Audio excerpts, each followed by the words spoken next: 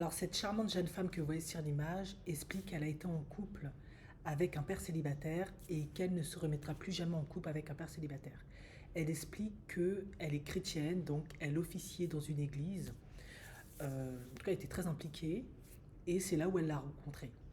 Elle dit que c'est la première fois de sa vie qu'elle a rencontré un père célibataire, car d'habitude, c'est plutôt des mères célibataires qu'elle rencontrait. Si vous connaissez un peu la réalité de la communauté afro-américaine, c'est un peu ça. Et du coup, bon, elle avait 29 ans, lui, il en avait 19 ans de plus qu'elle, donc 40.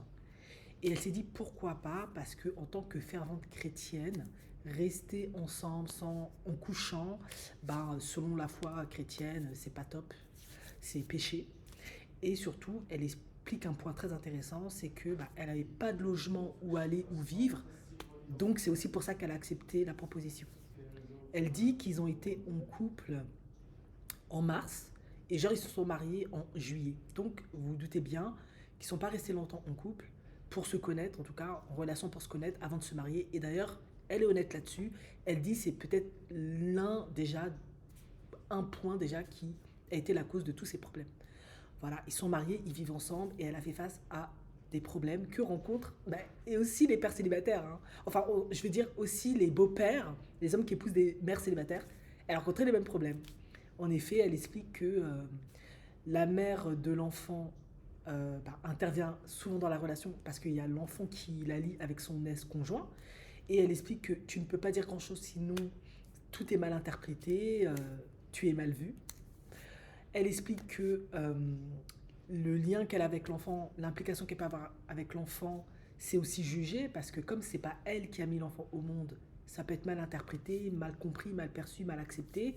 On peut avoir le sentiment que tout ce que tu vas faire, c'est parce que c'est pas ton enfant, c'est pour ça que tu agis ou tu réagis de telle ou telle manière. D'autant plus qu'elle n'a jamais eu d'enfant. Ça aussi, on le lui a reproché parce que comme elle n'a jamais eu d'enfant, qu'elle ne connaît pas, en tout cas pour la plupart des parents, cet amour inconditionnel qui se bâtit au fur et à mesure, qui se construit et qui fait qu'on peut littéralement mourir pour son enfant, on lui a aussi reproché. Et elle explique que avec le temps, on lui a, en tout cas son mari lui a fait sentir, en tout cas le sentiment qu'elle s'immisçait entre lui et son fils, alors qu'en fait, en tant que belle-mère, elle essaie, je pense, elle essaie juste de trouver sa place. Et c'est pas évident parce que parfois ça demande du temps, ça demande de créer aussi un lien entre le beau-parent et le beau-fils ou la belle-fille, hein, peu importe. Ça demande du temps, ça demande de se comprendre, ça demande aussi, par rapport à l'histoire qu'on a reçue, ce qu'il en est. Mais vous vous doutez bien, déjà, le premier white flag que moi je vois, c'est que c'était quasiment une SDF, pardon. Donc, baser son choix de mariage et de couple pour ne pas se retrouver à la rue, c'est déjà pas une bonne chose. C'était une cassos, malheureusement, hein, dit vulgairement. T'es pas toujours objectif sur la situation. Ensuite, le deuxième point, elle a très bien admis elle-même, ils se sont mariés super vite. Mars, juillet, c'est trop court pour connaître quelqu'un. Tu connais pas ses défauts, tu connais pas ses, ses qualités. Tu n'as pas pris non plus le temps de peser le, cours et le pour et le contre de ce que c'est d'avoir un beau-fils, l'implication. Est-ce que cet enfant, il était OK aussi pour... enfin, je sais que beaucoup pensent que l'enfant n'a pas à juger le choix des parents au niveau amoureux, mais voilà. Est-ce que tu as essayé de voir si cet enfant, qu'est-ce que cet enfant pensait de toi, t'appréciait, etc. Est-ce que la relation avec la maman de l'enfant, comment c'était? Est-ce que vous avez essayé de trouver des accords, de vous entendre pour la coparentalité? C'est pas évident. Est-ce que tu t'es posé des questions sur la relation du père et du fils et comment toi tu allais pouvoir trouver ta place de manière saine, équilibrée, bienveillante et trouver aussi le respect qui t'est dû en tant que belle-mère. Parce que c'est vrai que souvent on dit que les belles-mères sont vaches ou les beaux-pères, mais souvent on leur laisse pas la place et du coup ils sont face à des beaux-fils ou des belles-filles qui sont récalcitrants pour plein de raisons. Parce qu'on vit mal le divorce, parce que on donne pas la légitimité à la belle-mère, parce que la mère derrière influence ou le père, peu importe. Et du coup, tout ça, ça demande du temps, de la réflexion, beaucoup de communication, beaucoup de travail sur... voilà, c'est pas évident. Et du coup, bah, vous vous doutez bien qu'elle n'a pas fait tout ça. Et du coup, elle en est sortie. En plus, elle était jeune, super traumatisée, super déçue. Alors qu'en fait, ça aurait très bien pu se passer. Moi, je sais que mon père, quand j'étais jeune, j'avais à peu près le même âge qu'elle.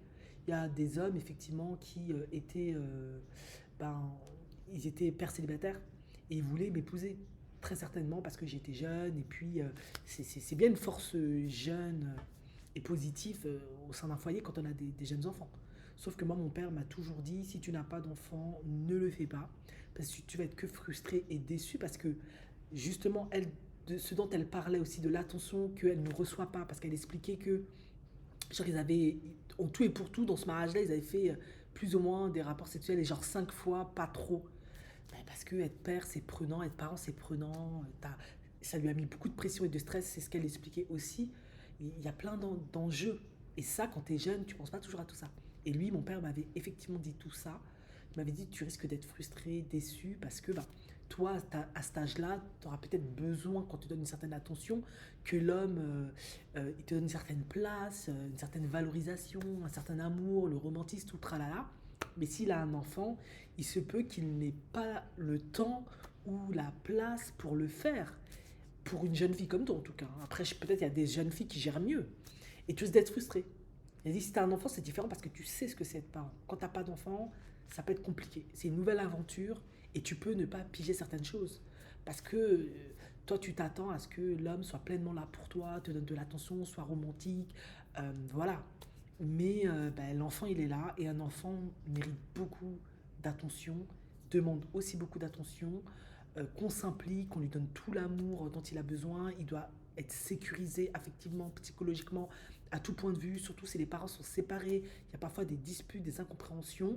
Et forcément, quand toi, tu n'as pas d'enfant et tu es jeune, je ne dis pas que c'est comme ça pour toutes les jeunes, mais c'est un peu ce qu'on peut observer parfois, tu peux ne pas comprendre et tu peux te retrouver aussi en rivalité avec l'enfant, ce que son mari, bah, malheureusement, lui a reproché.